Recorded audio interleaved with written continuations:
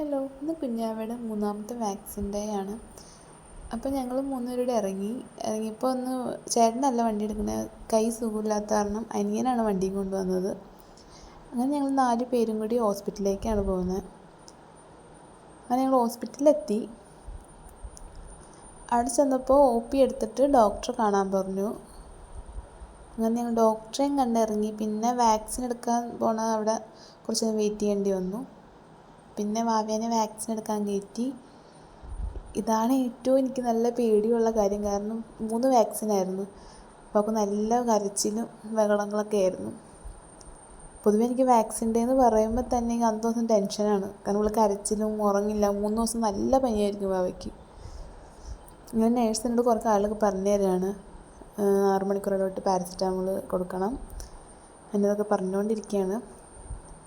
ഇപ്പോൾ കൊടുക്കുന്നത് വയലുള്ള തുള്ളി മരുന്നാണ് കൊടുത്തുകൊണ്ടിരിക്കുന്നത്. വാക്സിൻ എടുക്കണ വീഡിയോ ഇന്നത്തില്ല. വാക്സിൻ എടുക്കുമ്പോൾ നല്ല കരച്ചിലായിരുന്നു പുള്ളിക്കാരി.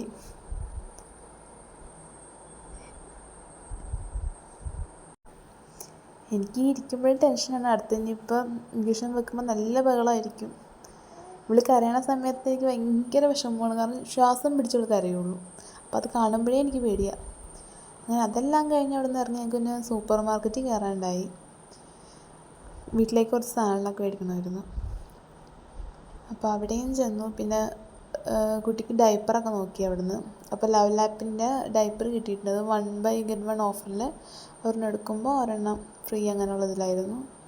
അതിലൊരെണ്ണം പീസിൻ്റെ റേറ്റ് വന്നിട്ട് 369 സംതിങ് ആയിരുന്നു. ഞാൻ അതെടുത്തു. പിന്നെ ആവശ്യത്തിനുള്ള ഐറ്റംസൊക്കെ ഞങ്ങളിങ്ങനെ പർച്ചേസ് ചെയ്തിട്ടുണ്ട്. പിന്നെ അവിടുന്ന് തിരിച്ച് വീട്ടിലോട്ടാണ്. ഞാൻ വീട്ടിലെത്തി. ഞങ്ങളുടെ വീട്ടിൽ അകത്തോട്ട് കാറ് കയറത്തില്ല, അപ്പോൾ പുറത്തിറങ്ങിയിട്ട് നടക്കണം. വയ്യാത്ത ആളായിട്ട് ഞാൻ സാധനങ്ങളൊക്കെ കയ്യിൽ കൊടുത്തിട്ടുണ്ട്,